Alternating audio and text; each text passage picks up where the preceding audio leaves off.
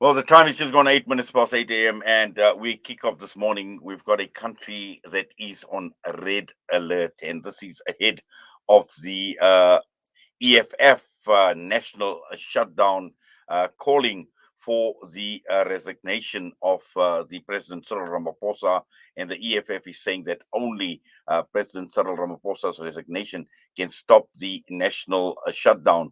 But there are concerns right across the entire country, and particularly with regard to the safety, security, with regards to threats of violence.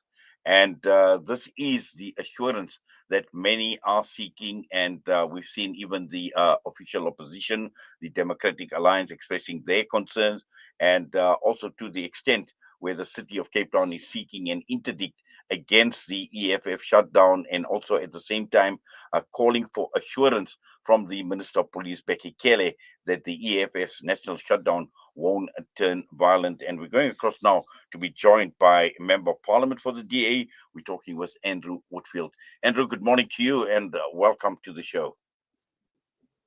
Good morning. Thank you for having me, and good morning to your listeners. Yes, Andrew, the entire country at this point in time, red alert, as I mentioned, and it is of concern. And I see the DA has expressed concerns, particularly with regard to threats of violence. Yes, we have. I mean, we're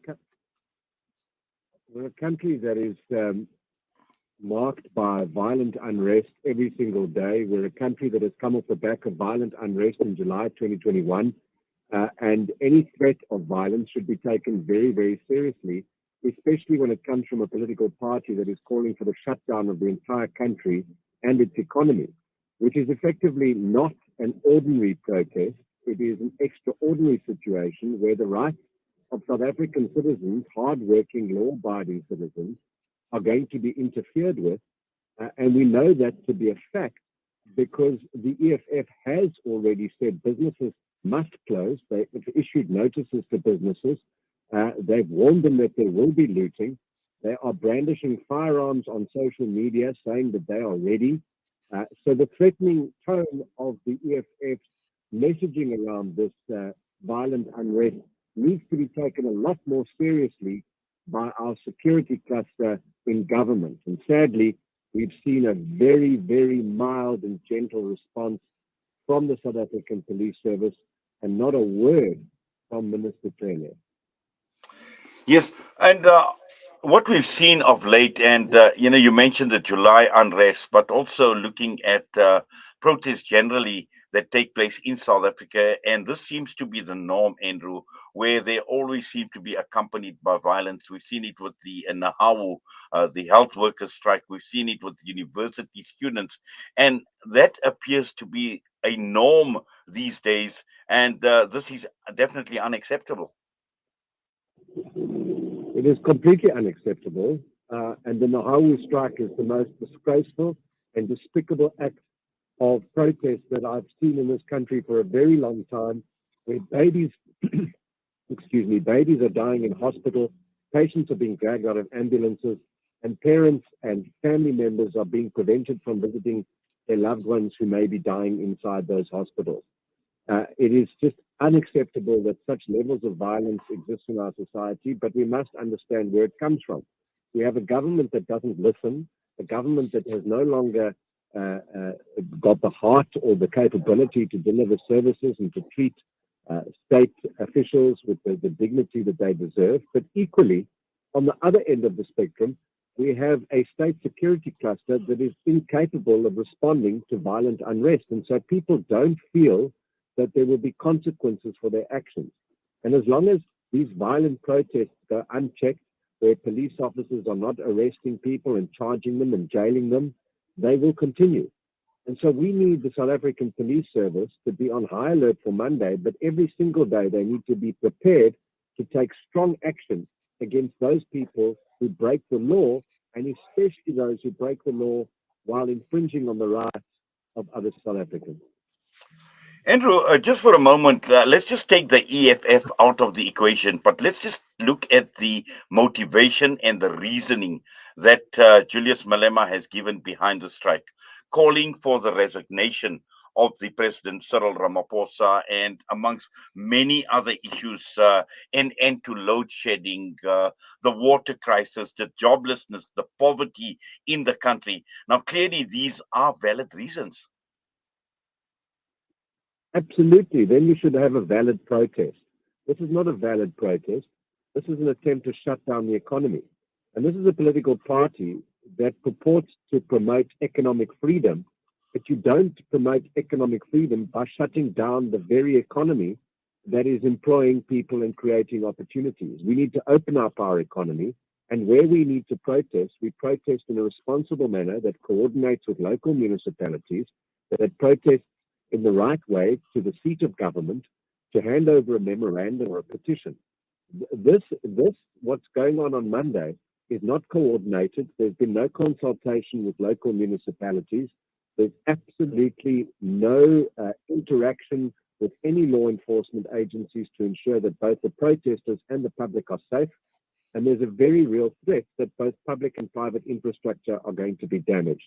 Those threats are circulating. They come from the lips of EFF leaders, and the tone and the language is of such a nature that South Africans should be alarmed, but should also reject this by refusing to accept the instructions of a political party that only just has about 10% of the vote, that now wants to shut down an economy which is teetering on the brink.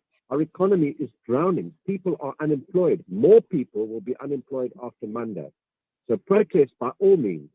The reasons may be valid, but protest in a manner that doesn't infringe on the rights of hardworking South Africans, of job seekers who want to go and look for work on Monday, but won't be able to find it because of the EFF. Now, just looking at your party, looking at the Democratic Alliance, you've issued a red alert. The city of Cape Town seeking this interdict against the shutdown, but at the same time, the concerns that you have raised and the assurance that you seek from the Minister of Police, Becky Kelly, that this national shutdown won't turn violent. DA governments, first and foremost, are governments that promote and support the rule of law. We support the right to protest, but there are rules in place that govern these protests, and no right is without responsibility. But for the EFF, they want all the rights with no responsibilities. So we have sought assurances from the Ministry of Police that the security cluster is prepared and on standby. I'm not satisfied. I haven't received an actual response in writing from the minister to my letter, which I sent to him last week, Friday already.